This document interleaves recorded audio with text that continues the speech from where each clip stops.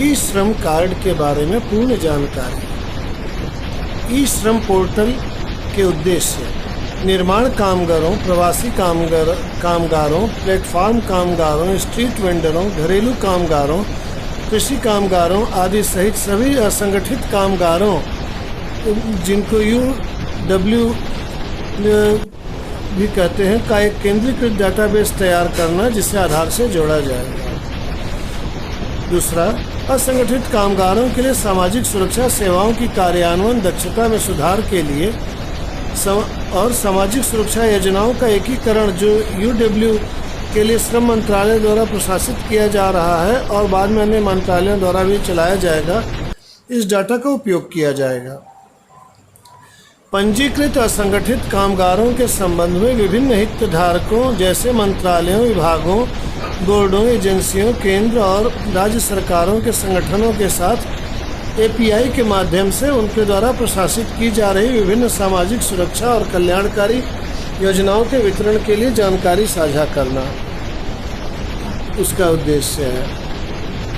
इसके अलावा प्रवासी और निर्माण कामगारों को सामाजिक सुरक्षा और कल्याणकारी लाभों को मुहैया कराना उसकी मंशा है।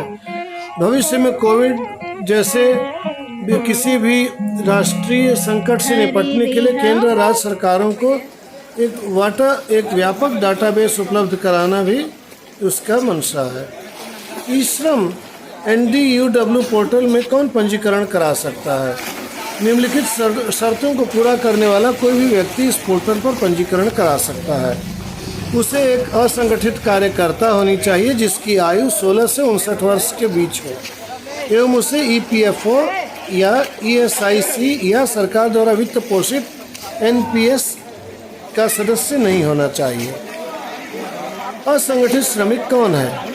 कोई भी कामगार असंगठित श्रमिक कहे जाएंगे जो असंगठित क्षेत्र में है, यथा घर पर काम करने वाले, स्वरोजगार करने वाला या मजदूरी करने वाला।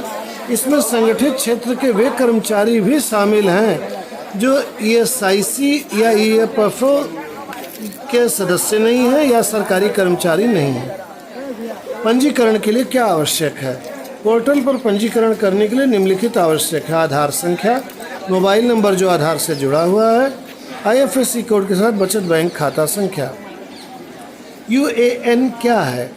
यूनिवर्सल अकाउंट नंबर एक 12 अंकों की संख्या है जो विशिष्ट रूप से प्रत्येक असंगठित कर्मचारी को ई श्रम पोर्टल पर पंजीकरण के बाद सौंपी जाती है। UAN नंबर एक स्थायी नंबर होगा, यानी एक बार असाइन किए जाने के बाद एक कर्मचारी को जीवन भर अपरिवर्तित रहेगा।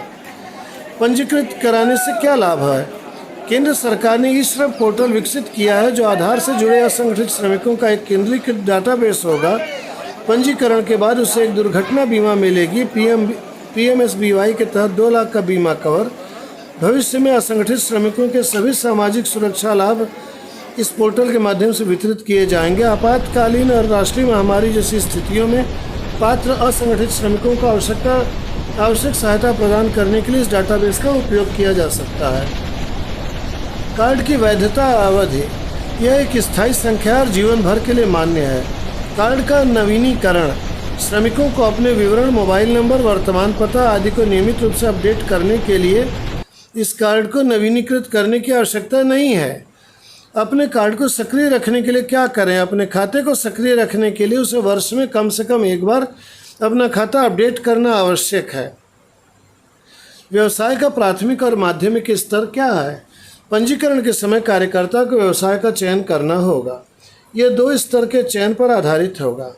पहले स्तर पर कार्यकर्ता को सेक्टर यानी कृषि, ऑटोमोबाइल, निर्माण आदि का चयन करना होगा जो कि गतिविधियों की व्यापक श्रेणी है। दूसरे स्तर पर कार्यकर्ता को अपनी गतिविधि का चयन व्यवसाय के रूप में करना होता है जो कार्यकर्ता वर्तमान में कर रहा है। गतिविधि जो उसके प्रमुख आय का स्रोत है वह प्राथमिक गतिविधि या व्यवसाय कहलाती है और जो आय का एक मामूली लेकिन महत्वपूर्ण स्रोत है द्वितीयक व्यवसाय कहलाता है। क्या व्यवसाय और कौशल समानार्थी हैं? नहीं। एक कौशल एक विशेष कार्य को पूरा करने के लिए एक सीखा या प्राकृतिक क्षमता है, जबकि एक व्यवसाय व्यक्ति का सामान्य या प्रमुख कार्य है जिससे उसका जीविकोपार्जन होता है। मृत्यु के बाद क्या करें? नामांकित व्यक्ति या परिवार के सदस्य को संबंधित दस्तावेज के साथ ई श्रम पोर्टल पर दावा दायर करना चाहिए या CSC में जाके या अपने संबंधित बैंकों का संपर्क करना चाहिए।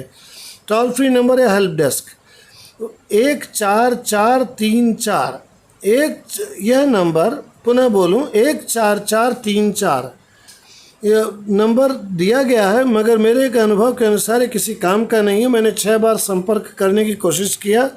ये आपको केवल वेबसाइट पर निर्देशित करता है। क्या पंजीकरण के लिए आय प्रमाण पत्र और जन्मतिथि प्रमाण पत्र आवश्यक है? वर्तमान में आवश्यक नहीं है। शिकायत निवारण, आपको शिकायत निवारण के लिए ई श्रम पोर्टल पर gms.eshram.gov.in पर शिकायत दर्ज करना चाहिए।